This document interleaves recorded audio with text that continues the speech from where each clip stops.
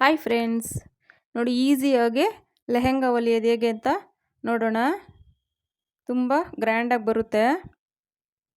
ನೋಡಿ ಈಗ ಹೇಗೆ ಹೊಲಿಯೋದು ಅಂತ ನೋಡಿ. ಮೊದಲು ಲೈನಿಂಗು 4 ಲೇಯರ್ ಹಾಕ್ಕೊಂಡಿದ್ದೀನಿ.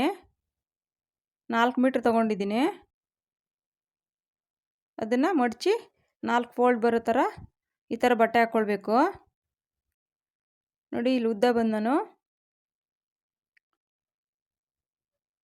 7.5 ಇಡ್ತಾಯಿದ್ದೀನಿ. ನಮ್ಗೆ ಅಳತೆ ಎಷ್ಟು ಬೇಕೋ ನೋಡಿ ಇಟ್ಕೊಳ್ಬೋದು.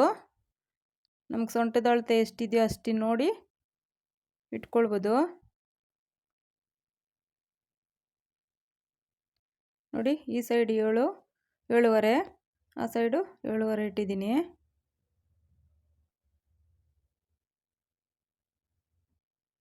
ನೋಡಿ ಈ ಥರ ಒಂದು ರೌಂಡ್ ಶೇಪ್ ತಗೊಳ್ಬೇಕು.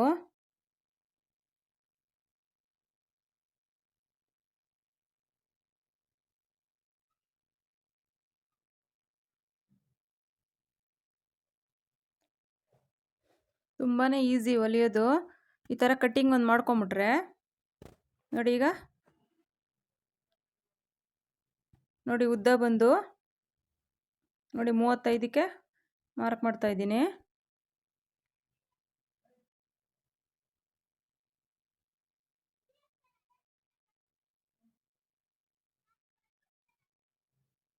ನೋಡಿ ಈ ಥರ ಟೇಪು ಈ ಥರ ತಿರುಗಿಸ್ಕೊತಾ ಇರಬೇಕು. ಒಂದೇ ಹತ್ರ ಅಲ್ಲಿ ಮೇಲೆ ಒಂದೇ ಹತ್ರ ಇಟ್ಕೊಂಡು ಮಾರ್ಕ್ ಮಾಡಬಾರ್ದು. ತಿರ್ಗಿಸ್ಕೊಳ್ತಾ ಇದ್ದರೆ ಕರೆಕ್ಟಾಗಿ ಬರುತ್ತೆ ಅಳತೆ. ನೋಡಿ ಇಲ್ಲಿ ಶಾರ್ಟೇಜ್ ಇದೆ, ಪೀಸ್ ಹಾಕ್ಕೊಳ್ಬೇಕು.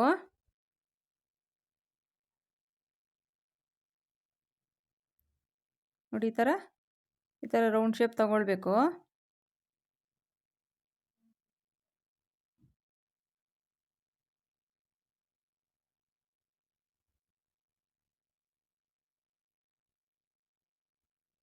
ನೋಡಿ ಮೇಲೆ ಈಗ ನೀಟಾಗಿ ಕಟ್ ಮಾಡ್ಕೊಳ್ಳೋಣ.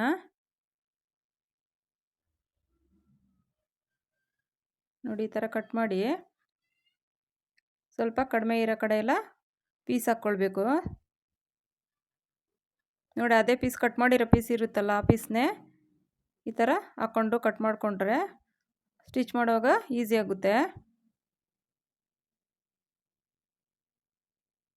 ನೋಡಿ ಈ ಥರ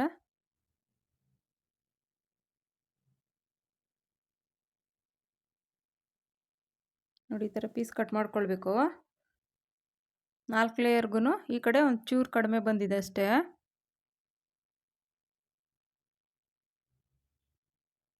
ಅಳತೆ ನೋಡಿಕೊಂಡು ನಾವು ಎಷ್ಟು ಅಳತೆ ತೊಗೊಂಡಿದ್ವೋ ಮೊದಲು ಅಷ್ಟು ಅಳತೆ ನೋಡಿಕೊಂಡು ಈ ಥರ ಕಟ್ ಮಾಡಬೇಕು.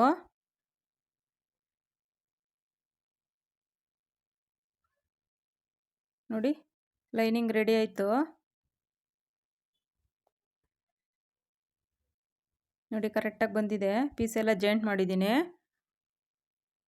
ಸ್ಟಿಚ್ ಮಾಡಿದ್ಮೇಲೆ ನೋಡಿ ನೀಟಾಗಿ ಕಾಣ್ತಾ ಇದೆ ಒಂದೇ ಅಳತೆನಲ್ಲಿ.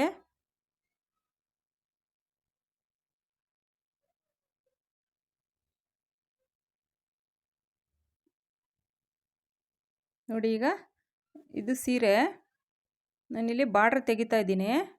ಕೊನೆಯಲ್ಲಿ ಸ್ಟಿಚ್ ಮಾಡ್ಕೊಳ್ಬೇಕು.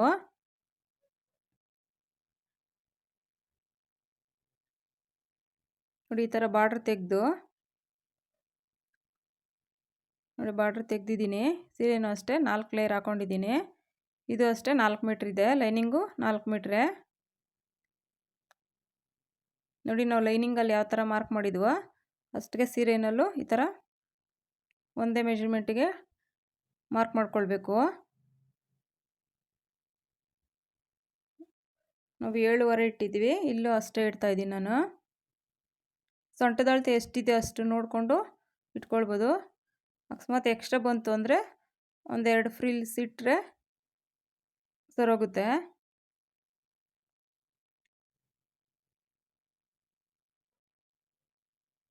ನೋಡಿ ಈಗ ನಮ್ಗೆ ಎಷ್ಟು ಬೇಕೋ, ನಾವು ಲೈನಿಂಗು 35 ಕಟ್ ಮಾಡಿದ್ವಿ, ಅದಕ್ಕಿಂತ ಇದು ಒಂದು 4 ಇಂಚಷ್ಟು ಜಾಸ್ತಿ ಕಟ್ ಮಾಡ್ತಾಯಿದ್ದೀನಿ. ನಮ್ಗೆ ಲೆಂತ್ ಎಷ್ಟು ಬೇಕು ಅಂದ್ಕೊಂಡು 39 ಬಂದಿದೆ.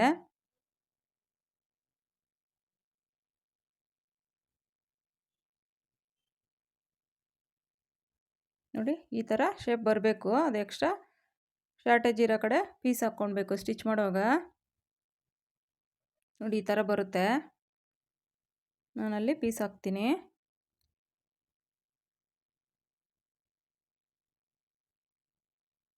ನೋಡಿ ಈ ಥರ ನೀಟಾಗಿ ಕಟ್ ಮಾಡಿಕೊಂಡ್ರೆ ಈಸಿನೇ ಲೆಹೆಂಗಾ ಹೊಲಿಯೋದು. ನೋಡಿ ಈ ಥರ ಪೀಸು ಎಕ್ಸ್ಟ್ರಾ ಪೀಸ್ ಮಿಕ್ಕಿರುತ್ತಲ್ಲ ಆ ಥರ ಹಾಕ್ಕೊಂಡು ಒಂದೇ ಸರಿ ಕಟ್ ಮಾಡ್ಕೊಂಬಿಟ್ರೆ ಒಂದೇ ಅಳತೆ ಕರೆಕ್ಟಾಗಿ ಬರುತ್ತೆ. ನೋಡಿ ಈ ಥರ ಕಟ್ ಮಾಡ್ಕೊಳ್ಬೇಕು.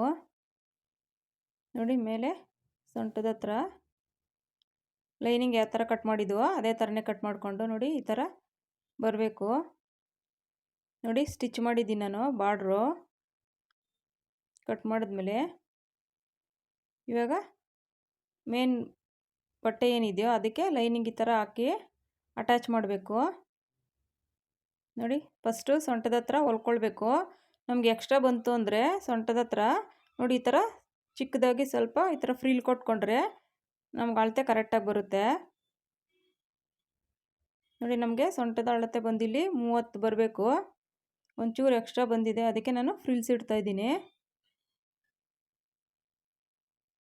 ನಿಮ್ಗೆ ಹಂಗೂ ಕಟ್ ಮಾಡೋವಾಗೆ ಸ್ವಲ್ಪ ನೋಡಿಕೊಂಡು ಇನ್ನೊಂದು ಅರ್ಧ ಇಂಚ್ ಕಡಿಮೆ ಕಟ್ ಮಾಡ್ಕೊಳ್ಬೋದು. ನೋಡಿ ಜಾಯಿಂಟ್ ಮಾಡಿದ್ದೀನಿ ಲೈನಿಂಗು ಮೇನು ಫ್ಯಾಬ್ರಿಕ್ ಏನಿದೆಯೋ ಅದು.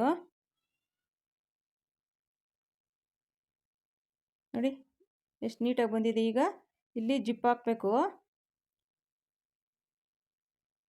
ಜಿಪ್ ಹಾಕಿ ಪಟ್ಟಿ ಹೊಲಿಬೇಕು. ನೋಡಿ ಇಲ್ಲಿ ನಾನು ಜಿಪ್ ಹಾಕೋಕ್ಕೆ ಮಾರ್ಕ್ ಮಾಡ್ತಾಯಿದ್ದೀನಿ.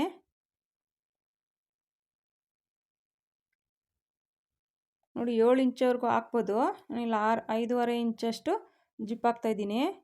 ಲೈನಿಂಗ್ ಆ ಸೈಡ್ ಈ ಸೈಡು ಜಾಯಿಂಟ್ ಮಾಡ್ಕೊಳ್ಬೇಕು. ನೋಡಿ ನಾವು ಎಷ್ಟಕ್ಕೆ ಜಿಪ್ ಹಾಕ್ತೀವೋ ಅಷ್ಟಕ್ಕೆ ನೋಡಿ ನಾನು ಇಲ್ಲಿ 5.5 ಇಂಚಿಗೆ ತೊಗೊಂಡಿದ್ದೀನಿ. ಸ್ವಲ್ಪ ಚಿಕ್ಕದೇ ಜಿಪ್ ಹಾಕ್ತಾಯಿದ್ದೀನಿ. ನೋಡಿ ಆ ಸೈಡ್ ಈ ಸೈಡು ಈ ಥರ ಲೈನಿಂಗು ಮೇನ್ ಫ್ಯಾಬ್ರಿಕ್ ಏನಿದೆಯೋ ಅದನ್ನ ಜಾಯಿಂಟ್ ಮಾಡ್ಕೊಳ್ಬೇಕು. ನೋಡಿ ಈ ಥರ 1.5 ಇಂಚು ಪಟ್ಟಿ ತೊಗೊಂಡು ಸ್ಟಿಚ್ ಮಾಡಿಕೊಂಡು ನೋಡಿ ಈ ಥರ ಒಂದು ಪಟ್ಟಿ ಸ್ಟಿಚ್ ಮಾಡ್ಕೊಳ್ಬೇಕು ಒಂದು ಸೈಡು. ಇಲ್ಲೊಂಚೂರು ರಫ್ ಮಾಡ್ಕೊಳ್ಬೇಕು. ನೋಡಿ ಈ ಥರ ಇನ್ನೊಂದು ಸೈಡೂ ಅದೇ ಥರನೇ ಪಟ್ಟಿ ಜಾಯಿಂಟ್ ಮಾಡ್ಕೊಳ್ಬೇಕು.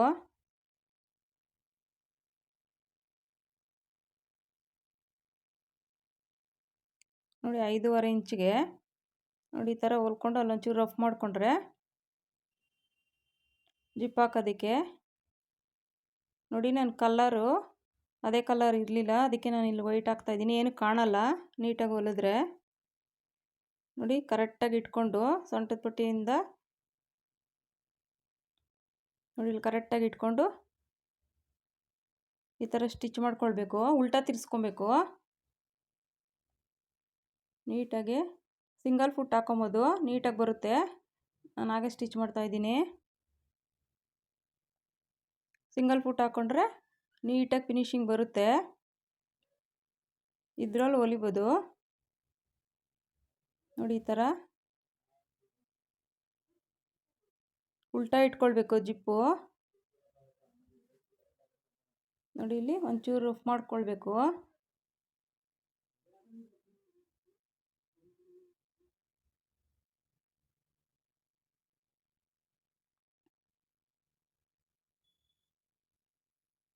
ನೋಡಿ ಈಗ ಒಂದು ಸೈಡ್ ಆಯಿತು.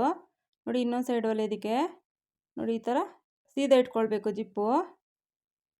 ನೋಡಿ ಕಾಣಲ್ಲ ಏನೂ. ನೋಡಿ ಜಿಪ್ಪು ನೋಡಿ ಸೀದಾ ಇಟ್ಕೊಂಡು ಸ್ವಲ್ಪ ಈ ಥರ ನೋಡಿ ಈ ಥರ ಟ್ವಿಸ್ಟ್ ಮಾಡ್ಕೊಳ್ಬೇಕು. ಈಗ ನೀಟಾಗಿ ಇಟ್ಕೊಂಡು ಕೊನೆಯಲ್ಲಿ ಎಡ್ಜಸ್ಗೆ ಸ್ಟಿಚ್ ಹಾಕ್ಕೊಳ್ಬೇಕು.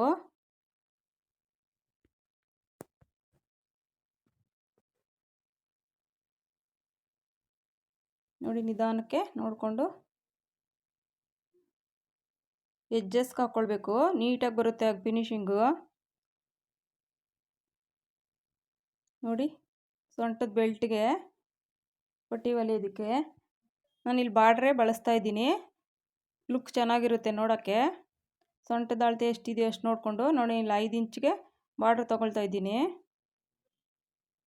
ಅದಕ್ಕೆ ಒಂದು ಲೈನಿಂಗು ಇಲ್ದಿದ್ರೆ ಏನಾದರೂ ಕ್ಯಾನ್ವಾಸ್ ಥರ ಇದ್ದರೆ ಹಾಕಿದ್ರೆ ಚೆನ್ನಾಗಿ ಫಿಟ್ಟಿಂಗ್ ಕೂತ್ಕೊಳ್ಳುತ್ತೆ. ನಾನು ಇಲ್ಲಿ ಲೈನಿಂಗ್ ಹಾಕಿದ್ದೀನಿ ನೋಡಿ. ಈ ಥರ ನೀಟಾಗಿ ಹೊಲ್ಕೊಂಡು ನೋಡಿ, ಈಗ ಸೊಂಟದ ಅರ್ಧ ಇಂಚ್ಗೆ ಸ್ಟಿಚ್ ಮಾಡ್ಕೊಳ್ಬೇಕು. ಈ ಥರ ತುಂಬಾ ಚೆನ್ನಾಗಿ ಕಾಣುತ್ತೆ. ಸ್ಟಿಚ್ ಮಾಡಿದ್ಮೇಲೆ ನಾವು ಅಂಗಡಿನಲ್ಲಿ ಕೊಟ್ಟು 2,500-3,000 ಸಾವಿರ ಕೊಟ್ಟು ತರೋದಕ್ಕಿಂತ ಈ ಥರ ಮನೆಯಲ್ಲೇ ಸ್ಟಿಚ್ ಮಾಡಿಕೊಂಡ್ರೆ ತುಂಬ ಗ್ರ್ಯಾಂಡ್ ಲುಕ್ ಇರುತ್ತೆ. ಆರಾಮ್ಸೆ ನಾವು ಮದುವೆಗಳಿಗೆ, ಫಂಕ್ಷನ್ಗಳಿಗೆಲ್ಲ ಆರಾಮಾಗೆ ವೇರ್ ಮಾಡ್ಬೋದು. ನೋಡಿ, ಅರ್ಧ ಇಂಚು ಈ ಥರ ಒಳಗಡೆ ಮಡ್ಚ್ಕೊಂಡು ನೋಡಿ, ಈ ಥರ ಪ್ಲೈನು ಹಾಕ್ಬೋದು. ಈ ಥರ ಬಾರ್ಡ್ರ್ ಹಾಕಿದ್ರೆ ಲುಕ್ ಚೆನ್ನಾಗಿ ಕಾಣುತ್ತೆ. ನಾವು ಇವಾಗ ಬೆಲ್ಟ್ ಹಾಕ್ಕೊಳ್ತೀವಲ್ಲ ಸಾರಿ ಏನಾದರೂ ಉಟ್ಟಾಗ, ಆ ಥರ ಲುಕ್ ತುಂಬ ಚೆನ್ನಾಗಿ ಬರುತ್ತೆ ಈ ಥರ ಬಾರ್ಡ್ರೇ ಹಾಕೊಳೋದ್ರಿಂದ.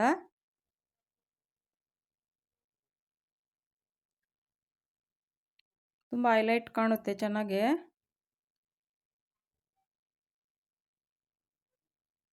ನೋಡಿ, ಈ ಥರ ಅರ್ಧ ಇಂಚಿಗೆ ಮಡ್ಚ್ಕೊಂಡು ನೀಟಾಗಿ ಈ ಥರ ಸ್ಟಿಚ್ ಮಾಡ್ಕೊಳ್ಬೇಕು.